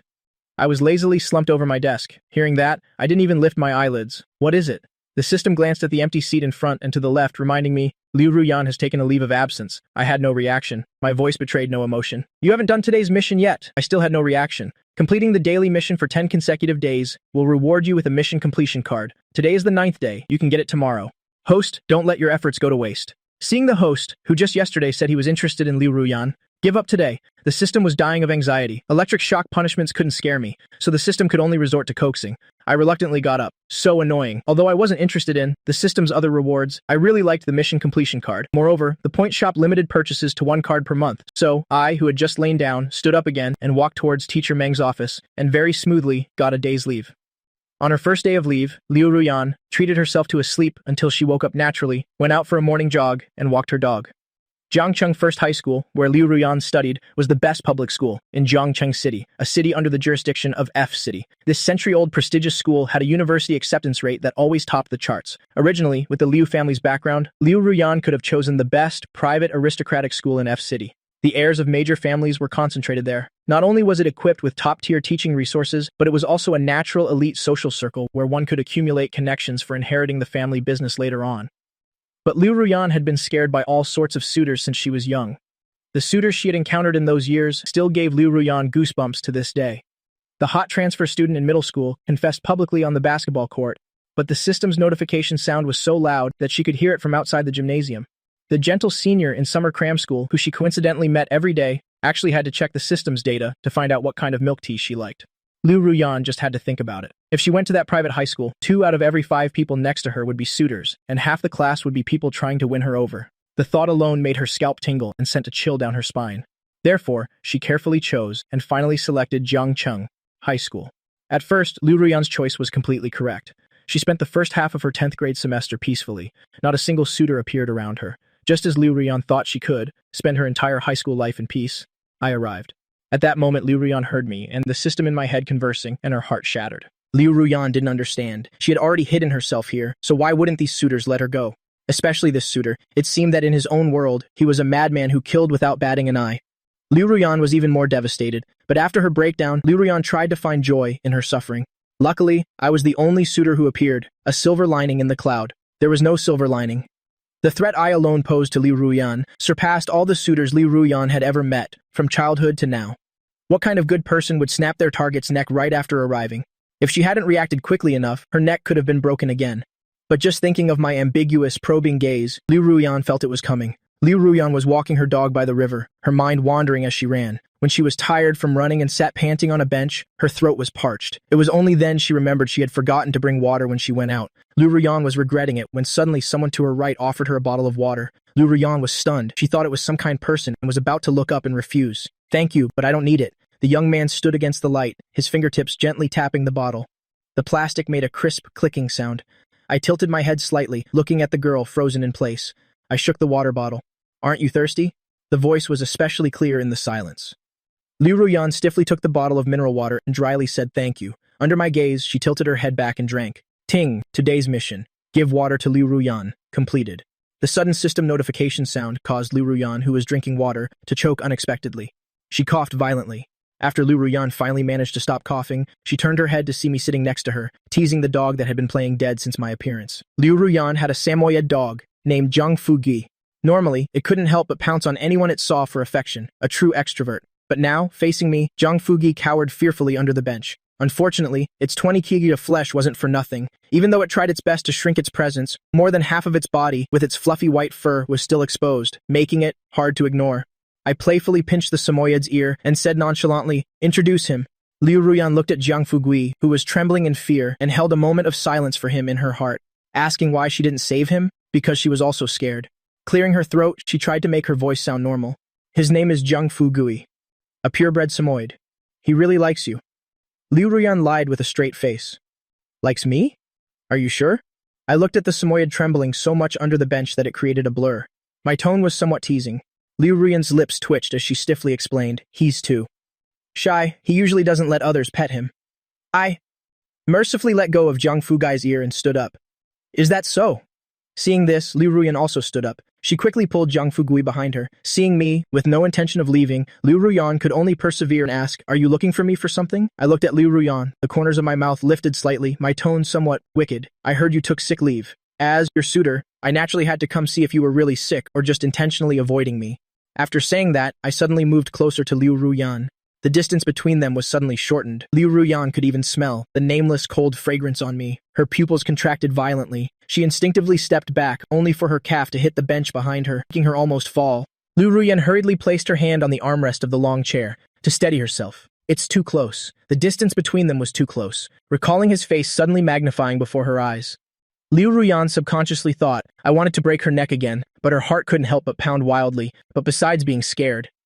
There was another indescribable emotion. It was just that she was immersed in fear. So Liu Ruyan didn't notice it at all. Liu Ruyan looked up at me, her eyes completely devoid of any concealment, just the wicked smile of a successful prank. She felt that my systems assessment was very accurate, moody and unpredictable, and loves to tease others. To survive. Liu Ruyan could only swallow the anger rising in her heart. Then she politely said to me, "Classmate Chen, I don't like others getting too close to me." I looked at Liu Ruyan who, despite being frightened, didn't show much emotional fluctuation. I was a little unsure whether Liu Ruyan had memories from before the world reset. I narrowed my eyes slightly and said nothing.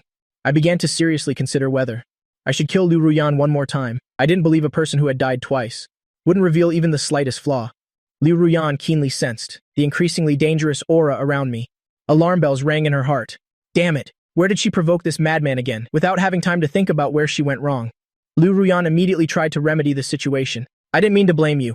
It's just that next time, maybe you can. Give me a heads up, so I can be prepared." Watching Liu Ruyan continuously trying to salvage the situation, I narrowed my eyes. The expression in the depths of my eyes was unclear. I suddenly felt that if I got the answer now, it wouldn't be very interesting. Seeing that I was still just looking at her without saying anything, Liu Ruyan felt that she was probably really going to die again, but before she could accept her fate, she heard me suddenly let out a scoff. "If I give you a heads up, it's not a prank anymore." Liu Ruyan was stunned. She watched me turn around leisurely and walk along the river path. She was a bit dazed, not understanding what I meant, but she still dragged the unwilling Jiangfu guy to follow. I strolled absent-mindedly along the tree-lined path. My fingertips brushed past the wildflowers growing in the green belt. I casually plucked a small white flower, listening to Liu Ruyan's serious explanation beside me. "I suddenly got a headache yesterday, so I took leave to go home. There's no conflict between us. Therefore, classmate Chen, I have no reason to avoid you."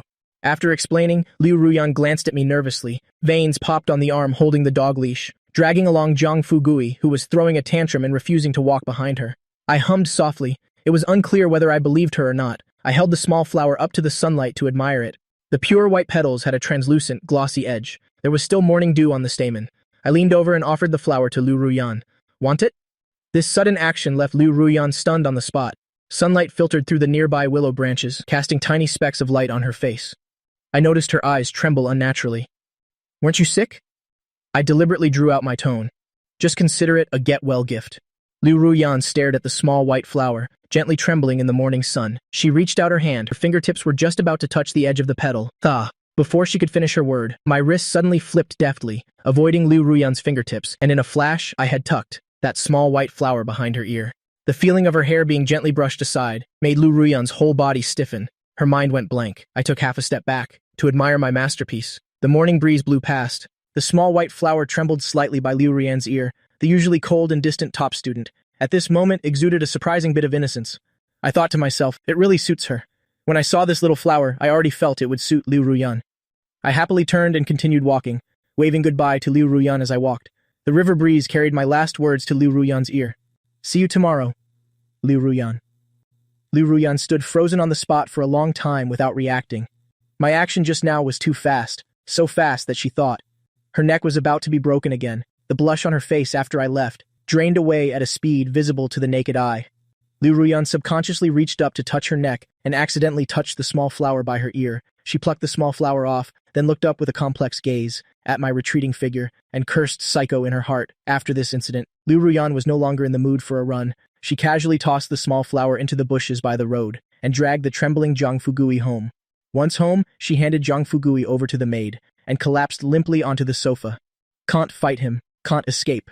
Thinking of my last words, Liu Ruyan could only resign herself to returning to school. At this time, on the campus of Yizhong High School, students on duty were busy sweeping the corridors. Arriving students gathered in groups of 3 and 5. Some diligent students were buried in a sea of practice questions. Some were mumbling words from English vocabulary books. Others were discussing last night's homework. The sounds of laughter, conversation, and turning pages filled the entire campus with youthful vitality. At this moment in class 10-5, Zhu Ying had half a bun in her mouth. She mumbled to the person behind her, "Let me copy the English test paper." She took the test paper that was passed to her. Zhu Ying mumbled as she copied, "Oh my god, Teacher Meng is too cruel. Assigning this much." The voice of the physics monitor was like a clap of thunder booming across the classroom. "Groups, collect the physics workbooks." Zhu Ying suddenly looked up. "Physics workbooks?" She put down her pen and hurriedly rummaged through her school bag. "When was this assigned?" How come I don't know?" The classmate in front of her turned around and looked at her with sympathy. "The last period on Tuesday. You had already run off to the cafeteria by then." Zhu Ying let out a wail. She pulled at her hair and looked around in distress. "Crap, why didn't anyone tell me? Has anyone done it?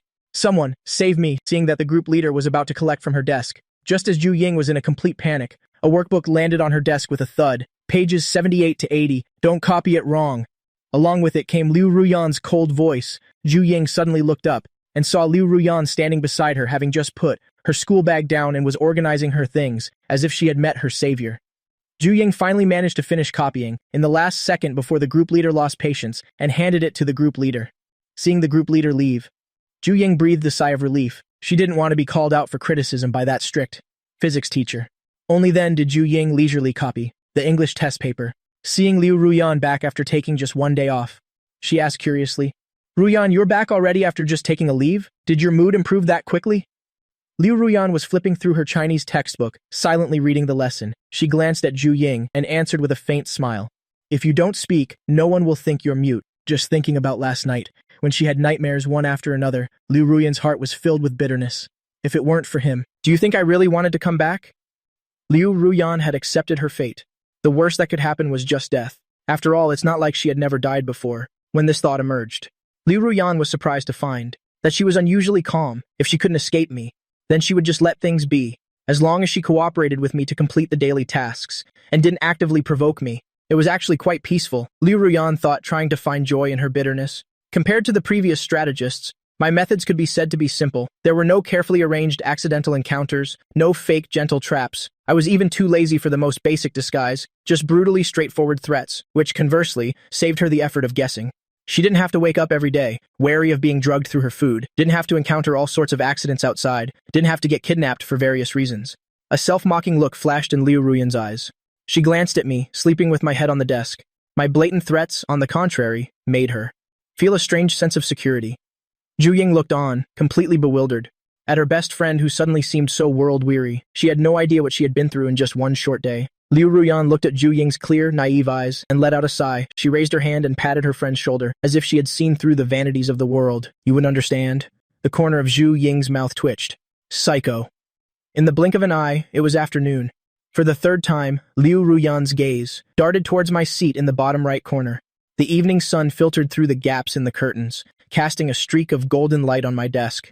The boy was sound asleep, his head resting on his arm. His soft hair trembled slightly with his steady breathing. The entire morning had passed, other than a trip to the restroom in between. I had spent the rest of the time sleeping. Liu Ruyan felt utterly helpless. She had thought if I finished the task early, she would be released early, but now, seeing that only the last period of the afternoon was left, and I still hadn't made a move, Liu Ruyan retracted her gaze. She suddenly felt that this time she was like a eunuch worrying on behalf of the emperor. "Why isn't my system reminding me today?" Liu Ruyan rubbed her forehead and stood up to go to the sports field with Zhu Ying. Their last class was PE. She suddenly felt she was overreacting. I wasn't even in a hurry to complete the task. What was she doing here, worrying for nothing? What if he didn't want to do the task today? Then her anxiety and fear all day would have been for nothing. By the time I leisurely arrived at the sports field, the class had already been in session for a while. The others were running laps as arranged by the PE teacher. Teacher Meng had already spoken with the other subject teachers, telling them to turn a blind eye to me. So when the PE teacher saw me walk into the field late, he didn't say anything. He just waved his hand casually, telling me to find a place to sit down by myself. Liu Ruyan's eyes subconsciously scanned the entire sports field, the stands, the shade of the trees, the equipment area. I was nowhere to be seen. Zhu Ying followed her gaze. "Who are you looking for?" "Nothing." Liu Ruyan felt a little lucky. It seemed I was letting her off the hook today. Beside her, Zhu Ying held a badminton racket and asked her to play with her. Liu Ruyan followed Zhu Ying towards the badminton court, but the moment she turned, the corner of her eye caught a glimpse in the shadows at the very top of the stands. Someone seemed to be gently swinging their legs. Liu Ruyan was about to take a closer look, but that person suddenly jumped down from the stands and walked towards the sports equipment room, under the parasol tree on the east side of the sports field. This corner was jokingly called the dating sanctuary by students. It just so happened that a couple in the passionate throes of love had come here for a secret rendezvous. The boy was handsome. The girl had sweet features. From a distance, they looked like a picture. A love full of youthfulness. But I was in the sports equipment room, lying down and playing on my phone. If I hadn't heard their entire conversation, I might have also thought this was a beautiful campus romance. The boy casually wrapped his arm around the girl's waist and buried his head in the crook of her neck. "Sister Kexon, when are you going to break up with him?" The girl nestled in the boy's arms and looked at him shyly. "Tomorrow when I go to his house, I'll tell him we're breaking up. Do you want to stay out tonight?" "Sister Kexon, what if he gets angry? He likes you so much. Besides, he is my brother after all. But Sister Kexon, I really like you. I don't want to give you up to him." Faced with her boyfriend's worry and confession, the girl gave him a tender kiss, then let out a cold laugh. Dismissively, "What's there to be afraid of? With me here, he wouldn't dare touch you, sweetie. if his dad wasn't a school board member. What is Jibota? When I first got with him, wasn't it because his mom and my mom are best friends? Otherwise, would I have even looked at him, now that his mother is gone? See if I even bother with him. The boy, in a corner the girl couldn't see, revealed a triumphant smile. Sister Kexine, my dad is already preparing to bring my mom and me home. Soon, he'll also be the son of a school board member. Don't leave me. The boy adjusted his expression, his eyes filled with innocence and obedience. When the time comes, be a little gentler with my brother. After all, I'm the one who wronged him first. The girl gently comforted him. Don't worry, honey. The one I love most is you. Of course I won't leave you. Besides, you don't need to feel guilty towards him. They all say the one who isn't loved is the third party. I don't like Jibota at all. I'm so annoyed by him. If it weren't for his mother's sake, I wouldn't have been with him. If it weren't for their lookout.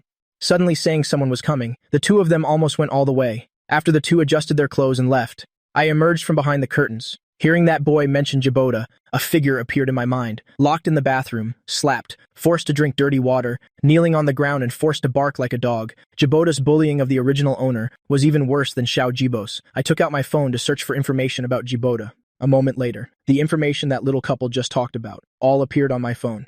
Jibota, son of school board member Ji Xianghua, because his mother was gravely ill. He took a long-term leave last week. I haven't seen him in class recently, but just yesterday, Jibota's mother passed away because her illness was too severe, and the girl from just now was Jibota's girlfriend, Wang Kexin, the daughter of Mrs. Ji's best friend, the best friend's daughter. The boy was even more interesting. He was Ji Xianghua's illegitimate son, raised outside the family, named Ji Hao. Ji Hao's mother was Ji Xianghua's first love. Originally, Ji Xianghua, wanting to climb the social ladder, abandoned his first love and married Jibota's mother. Later, the first love came to find Ji Xianghua, expressing that she truly loved him and didn't seek any status. She just wanted to be by his side. So the two former lovers got back together. When Mrs. Ji was 5 months pregnant, the first love also got pregnant. Mrs. Ji had unremarkable looks. Moreover, she had a strong personality. Although she initially married Ji Xianghua for love, she always looked down on Ji Xianghua for his humble origins. She also raised Jibota to be arrogant and domineering, thinking he was above everyone. Fortunately, his grades weren't bad, always in the top 5 of the grade. On the other hand, the first love was not only beautiful, but also had a gentle personality and was considerate, a true soulmate. She gave birth to a pair of fraternal twins, who were also very well educated. Both the son and daughter had good grades, maintaining a spot in the top 20 of the grade, especially since Mrs. Ji's health deteriorated after giving birth to Jibota.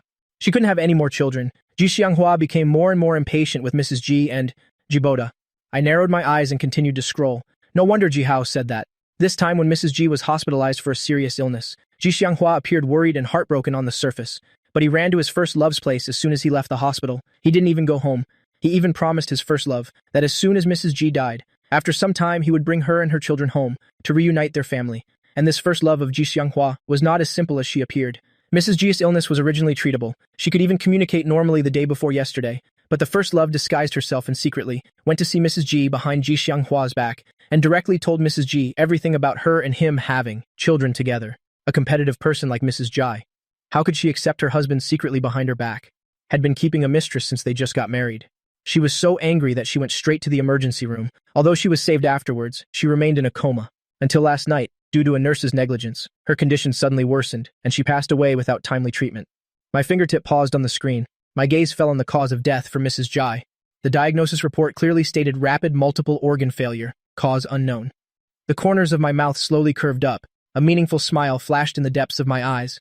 I scrolled down. The document showed that the first love graduated from the pharmacy department of a certain medical university. What an interesting coincidence. I recalled what Wang Kexin had just said. The gloating in my eyes became even more unconcealed. His mother had just passed away, and his father immediately brought his mistress and the pair of twins, who were only 5 months younger than him, home, and announced that after his mother's mourning period, they would hold a wedding. Then, wanting to cry to his girlfriend, he discovered that his girlfriend at some unknown point had gotten together with that illegitimate son and even wanted to break up with him. As I thought about Jibota's future outcome, I shook my head and sighed. This is truly a capital T for tragic. Jibota was already an idiot, and now he no longer had his mother's protection. The first love's family was not to be trifled with. They would play him like a dog. A malicious glint flashed in my eyes. I found a spot that wasn't easily discoverable and sat down, with the motto of the bigger the drama, the better the show. The enemy of my enemy is my friend.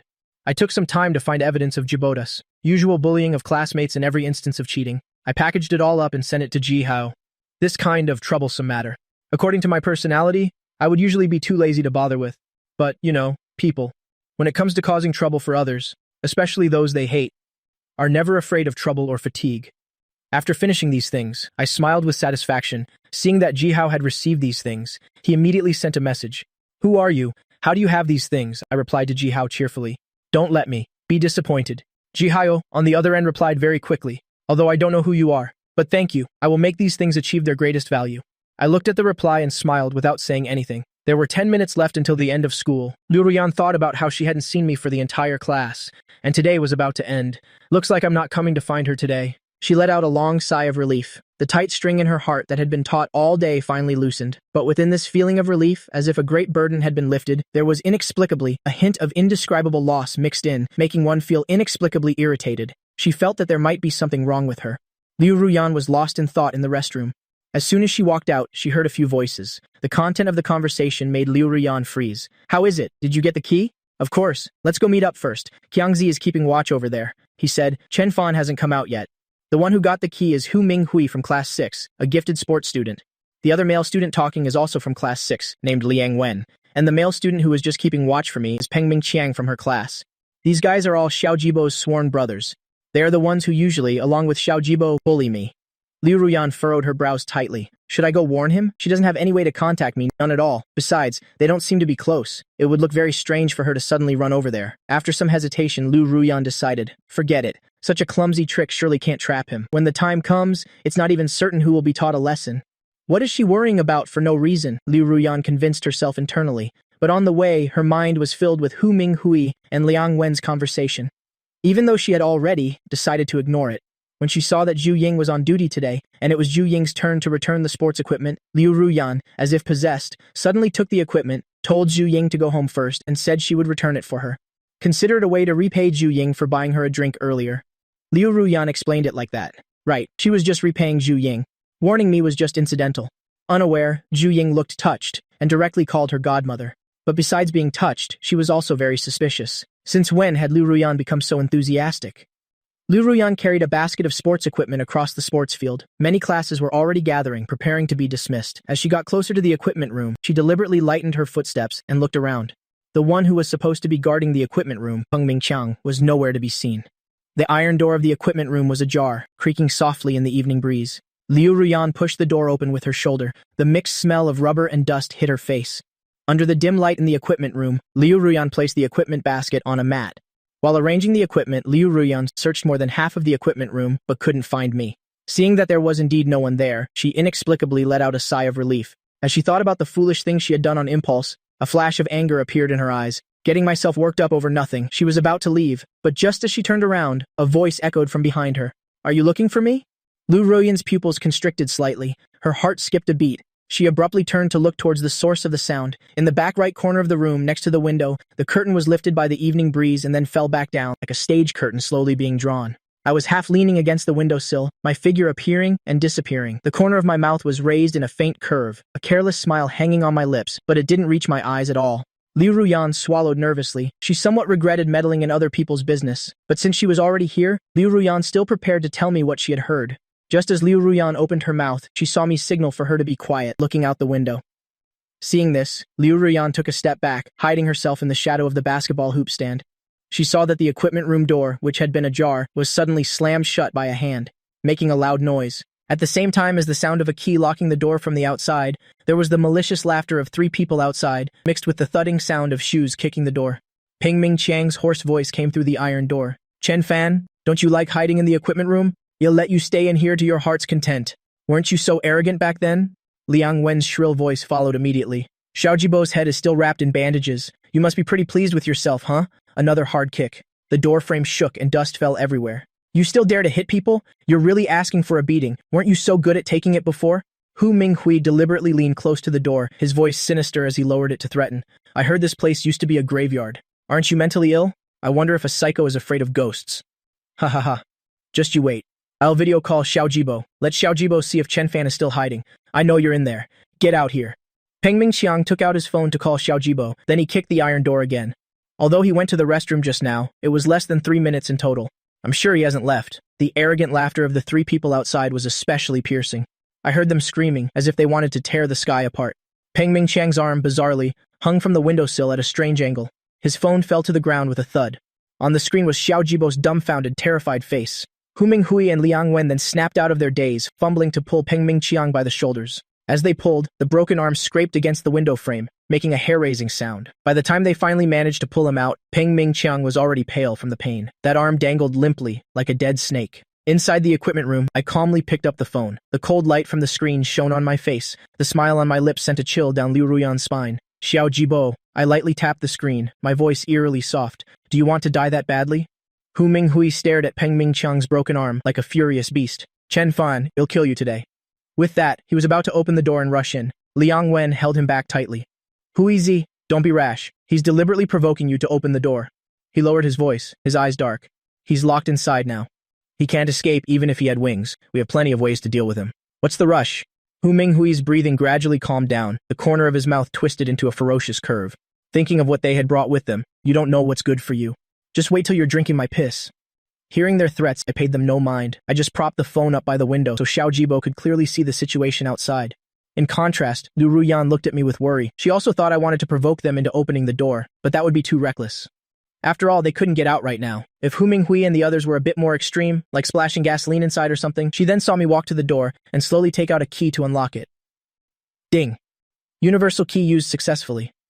Liu Ruyan heard a sudden system notification. The equipment room door was opened. I looked at the three astonished people and slowly broke into a smile. The smile didn't reach my eyes. It wasn't a real smile. It was the look one gets when seeing prey, revealing malice and excitement. Hu Minghui was the first to react, swinging his fist and rushing forward, cursing, "Trash." In the next few minutes, Liu Ruyan witnessed a one-sided beatdown. She saw me tilt my head to dodge Hu Minghui's fist, trembling like a leaf. The broken arm hung down limply. He could only use his remaining healthy left hand to shakily unlock the screen. The sound of the phone ringing was especially piercing in the quiet equipment room. Every ring felt like it was torturing the nerves of the three of them. The moment the call connected, Peng Mingqiang almost burst into tears. "Xiao Jibo, look!" Before Peng Mingqiang could finish, the call was disconnected. Peng Mingqiang stared blankly at the screen and, unwilling to give up, called again. This time, it went straight to voicemail. When he called the third time, a cold notification sound came from the receiver. "The subscriber you have dialed has powered off. Hey!" He turned off his phone. Peng Mingqiang's voice was filled with sobs. The phone slipped from his fingertips. Fear turned into towering hatred. His teeth ground together. That bastard. He was clearly the one who instigated us. I snorted. That smile made one's hair stand on end. Oh my. Looks like your good brother has abandoned you. So, sorry. Chen Fan, sorry. We won't do it again.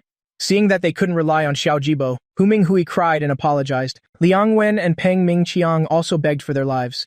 Please spare us. We really won't do it again. The pain coming from all over their bodies made them fall into deep fear. They never expected this would be the outcome. I looked at them and said with a smile, but my voice had no warmth at all. You guys seem to really like small dark rooms. Since that's the case, then go in and experience it for yourselves. I directly picked them up one by one and threw them all into the equipment room. Then I locked the door from the outside. I picked up Peng Mingqiang's phone and told the system to send the world's most terrifying music to the phone. The phone's screen strangely lit up on its own. Hundreds of horror tracks flooded the storage space like a tide. Storage. The system even thoughtfully adjusted the audio parameters, making every note carry a hair-raising vibration. This system has specially added some extra spice, the electronic voice boasted proudly. Listening to this music for a long time will disrupt a person's magnetic field, causing them to have hallucinations as if they were really there. I guarantee it will make them see the most terrifying thing in their lives. What are you spacing out for? Let's go. I turned back to call Liu Ruyan. Liu Ruyan was staring blankly at the key in my hand. Indeed, her worry was unnecessary. What kind of loss could I possibly suffer? She was really worrying about nothing. Maybe I even found her meddling annoying. As soon as I turned my head, I saw Liu Ruyan staring at my hand, at the universal key in my hand. What's up, you like this? Liu Ruyan was startled back to her senses. Only then did she realize she had been staring at the key for too long. She was about to open her mouth to explain when she saw a fluorescent gleam flash. The key drew a beautiful parabola in the air, landing precisely in her palm. Liu Ruyan caught it reflexively. The cold metallic feel made her fingertips tremble. If you like it, it's yours. Liu Ruyan stared blankly at the key in her palm. The edge of the key had a strange shape, and it still held the warmth from my fingertips, a strangely scalding sensation. Host, what are you doing? An indignant electronic voice suddenly rang in her ear, startling Liu Ruyan so much she almost dropped the key. That's a universal key. It can open any lock, even if you don't like it. If you list it in the shop, you could sell it for 1,000 points. The price. I was also startled by the system's sudden shout. I coldly yelled at the system in my mind. It's my stuff. What business is it of yours how I use it? Shut up. The system immediately went silent, only emitting a few aggrieved-sounding static noises. Liu Ruyan's gaze on the key became complicated. A feeling of being touched rose in her heart. Thank you. But classmate Chen, you should still take it back. It's too valuable. I was originally in a pretty good mood, but hearing Liu Ruyan refuse, my expression immediately darkened. Liu Ruyan, no one has ever dared to refuse me before. Are you sure you want to be the first? I asked softly, my voice almost devoid of any inflection. But beneath that calm tone, a terrifying emotion was being suppressed, dark and fluctuating. Hearing my threat, the touched feeling in Liu Ruyan's heart shattered into pieces. She had never seen anyone give a gift along with a threat. The key in her hand felt like a hot potato. She stiffly changed her words. But I really do like it. Thank you, classmate Chen. In that case, I'll accept it. No need to be so polite. In return, let's add each other on the Green Bubble app. As if not hearing the stiffness in Liu Ruyan's tone, seeing that she accepted it, my expression immediately thawed like melting ice and snow. The speed at which my expression changed was dizzying. I took out my phone, unlocked it, and handed it to Liu Ruyan. She stiffly took the phone and reflexively started typing in her secondary account. But when she was only halfway through, she heard me calmly ask from the side, "Are you sure you want to give me this Green Bubble app number?" Liu Ruyan's hand trembled, and she almost dropped my phone. She tried to act calm as she deleted the half-entered number and changed it to her personal account. After Liu Ruyan sent the friend request to me, I took the phone back with satisfaction. I waved goodbye to Liu Ruyan. Remember to accept. Liu Ruyan set a reminder, then turned and walked towards the school gate. The moment I turned around, Liu Ruyan heard the system's notification. Ding. Today's mission, obtain the contact information of Liu Ruyan, has been completed. The last bit of touched feeling in Liu Ruyan's heart disappeared without a trace. As expected, the daily mission, though late, still arrived. Even giving gifts is so domineering. Such a forceful person, and yet just now she thought I was. Because. Liu Ruyan looked at the key in her hand, her gaze growing colder and colder. There won't be a next time.